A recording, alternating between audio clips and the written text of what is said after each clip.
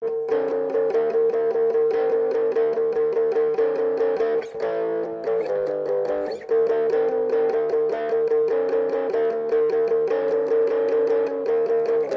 272.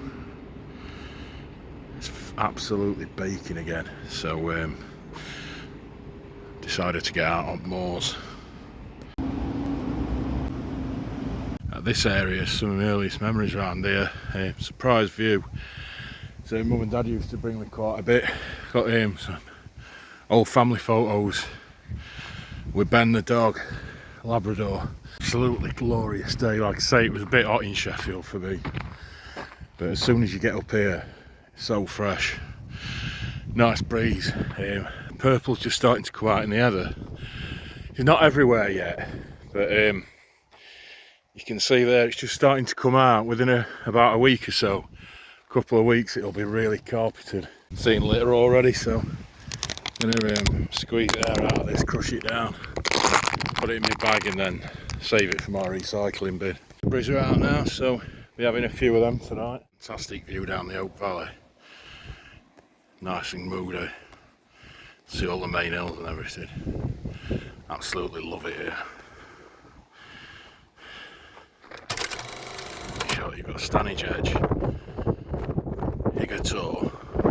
Just got Carl Walk in front of it. You can't see that from here. Burbage Edge in the background. And this rocky eminence is Mother Cap. And apparently this whole area around here was like an ancient field system. Proper back in the day, like, you know, a few thousand years.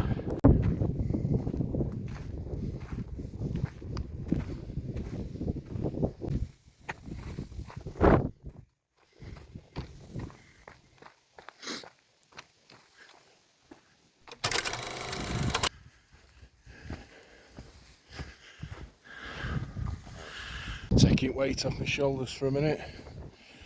My actual gear's not that heavy, but I've got a few night riders in there, so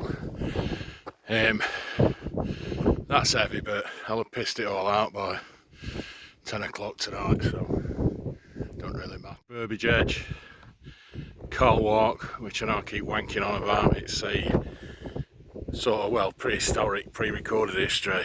Nobody really knows why they built it.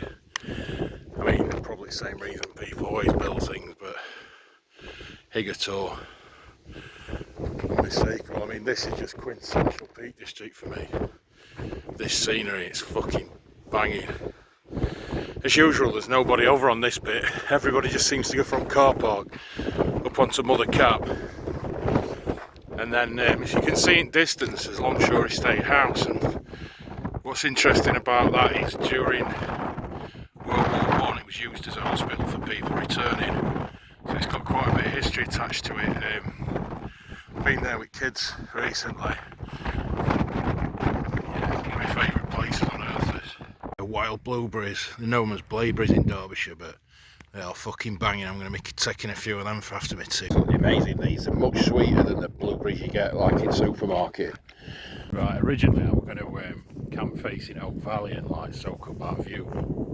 Seems to be quite a strong westerly wind, which, I mean, my tents fucking can handle it, but I think it'll be more pleasant the other side of this hill, drop down into the woods and be in the lee of the wind. You know what I mean? Never get tired of that view, you know. Fucking stunning.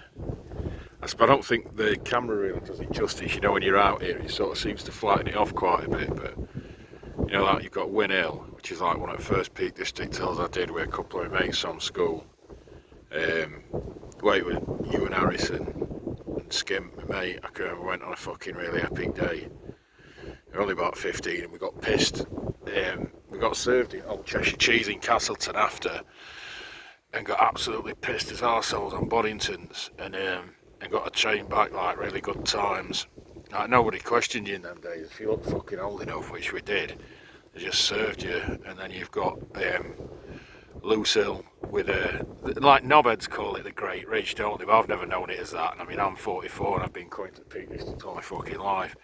You know, like Loose Hill to Mamtor, which you can't really make out the cliff face. Oh yeah, that's it, with fucking that eyesore concrete factory that somebody must have got a big fucking backhander to build. Rush Up Edge is that little spike behind that. And what I love is behind all that, you've got that really ominous sort of plateau of Kinder, which has just been like, it's fucking absolutely bewitched me since I started hill walking.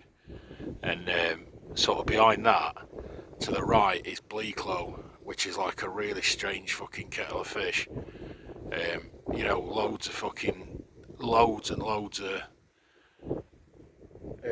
dark sort of ghost stories about it and stuff. There's a fucking flying fortress stuck in, or superfort. I'm not an expert. Do you know what I mean? One of the big American planes stuck inside of it, and there's a couple of the gruffs up like. Okay. Yes, go on, lad. Why did you kill that bird, Judd? You knew he loved it. Not going down pit. Ooh, nearly. Fucked off again. He's been hovering all day. Or she. Don't know.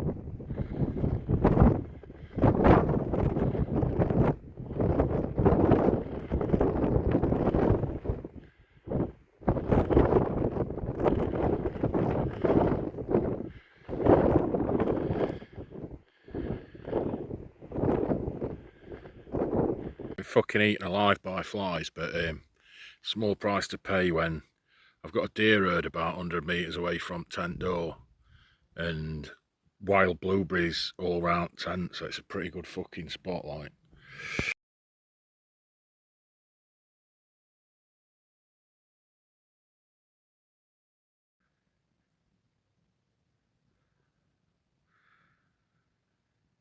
Spot the tent.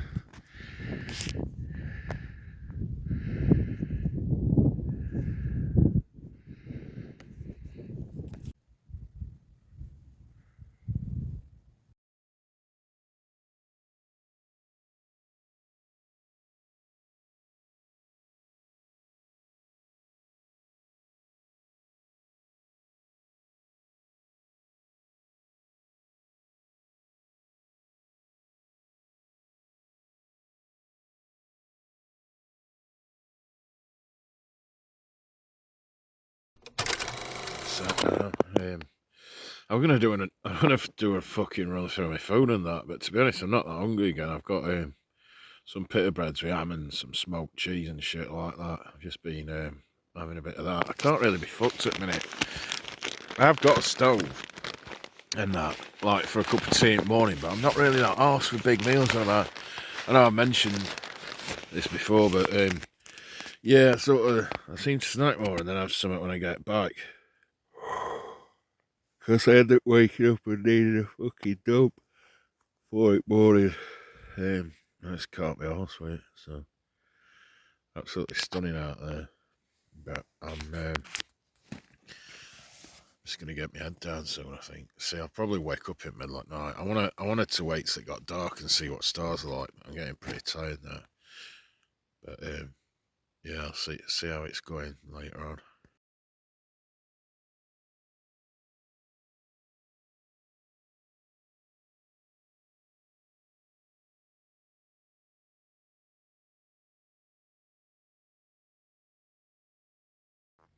I love these weird fucking noises on the moors. Have you heard this? It's like this bird that's somewhere next to the tank going.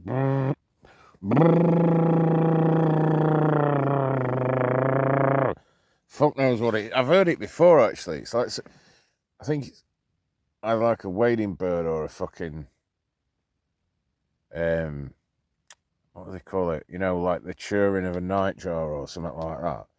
They're the flies up there that live in here. And fuck them, do you know what I mean? Just let them. I'm just leaving them to own. If they're not causing any trouble, I've had my food out. They've not tried to go for that.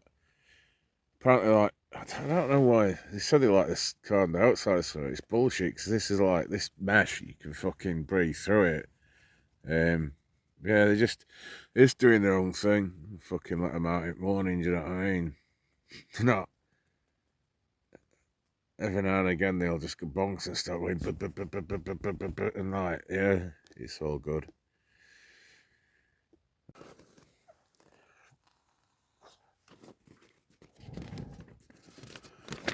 Quality bit of